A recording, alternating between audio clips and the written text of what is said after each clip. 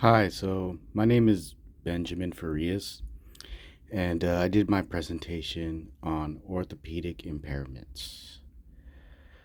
So, what exactly is an orthopedic impairment? Well, it's a severe impairment of the bones or muscle that adversely affects a child's educational performance. You know, a child might be born with it, or they might acquire it later on in life through some other kind of event, or maybe they just acquired it somehow. Students with orthopedic impairments typically have the same cognitive functions as their peers without disabilities. So it's like they're not impaired mentally, sometimes they are, but it depends. But usually they can function just as well cognitively as any other student. But there's other impairments that could come with it, such as birth trauma or cerebral palsy, and that can lead to learning difficulties resulting from sensory and cognitive issues.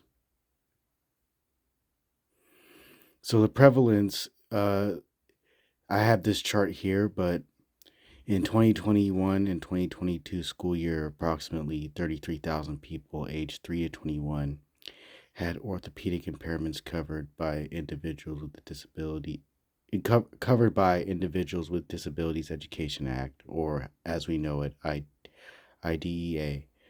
And this chart kind of illustrates the pattern since 1990. So 1990 would start over here, and this is where we are now. So as you can see, and these numbers are in the thousands. So we started off with 49,000 recorded, 83,000 up here. That was probably our peak. And what I find interesting is that it's going down as the years progress. And I'm not sure whether or not that has something to do with how many is actually being covered, how many are actually being recorded. But regardless, it's kind of interesting how we've gone down from 83,000 in oh wow, that's 2000. So that's 2001. 2000 to 2001 we had 83,000. And then over the last 20 years, we've gone all the way down to 33,000, which I don't understand. I feel like orthopedic impairments are something that just happen. So the number going down, I feel like it should be a little bit more stagnant. But regardless, it was an interesting chart, and I find it interesting that the number of it is going down, and it makes me wonder whether or not whether that has something to do with the number being recorded or if it's something else. Stats are interesting to me, so be interesting to find out a little bit more about that. So some of the causes of orthopedic impairments are amputation, birth trauma, burns, cerebral palsy, diseases such as bone tuberculosis, and poliomyelitis. Don't know if I said that right. Fractures, genetic abnormalities like the absence of a member or clubfoot, and injury. Some of the characteristics is, well, it may interfere with the student's ability to walk, write, or perform physical tasks in the classroom or lab setting. It may affect a student's ability to communicate with others, hindering their ability to respond to questions orally. Like, for example, the book we're reading, Melody, who has cerebral palsy. She is unable to communicate orally, and you can tell how frustrated she is by this just by the way she talks about it. And I saw a lot of parallels when I was doing this presentation with some of these characteristics, as well as Melody's condition. I think it's cerebral palsy.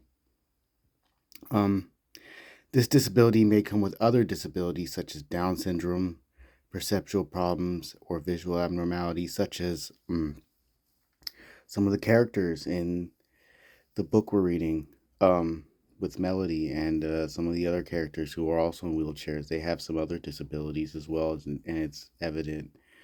But it one thing I found interesting is that it could also affect a student's endurance. So they might get tired more easily. So there's that. Some of their educational needs.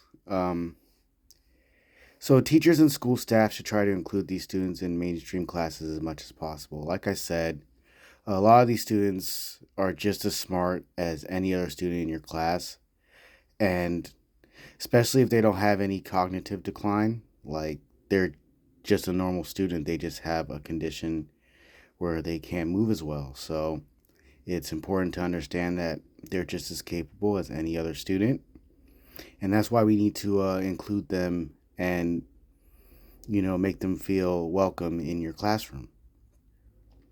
So we can also give them special seating arrangements to develop useful posture and movements. And it's also really important to be aware of the medical condition and its effect on the student. So there's a lot of conditions, a lot of medical conditions that can lead to orthopedic impairments. And the more you know about the individual and the student and how it affects them, the more you're going to be able to the more you're able you'll be able to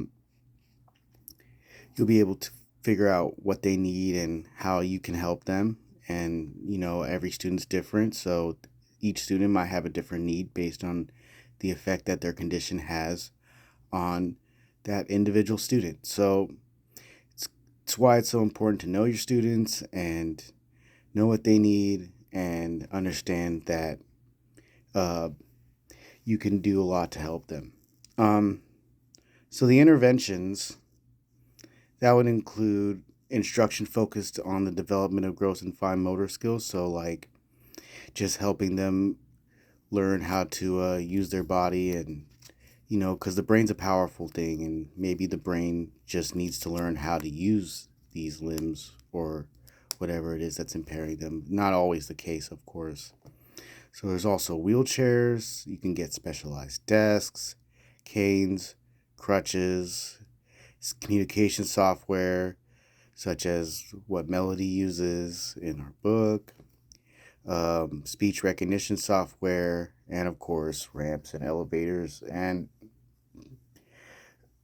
yeah, just important to make sure you're giving the right accommodations for that student so they can be just as successful as any other student. And yeah, I mean, because they're probably fine mentally and they can probably learn just as well.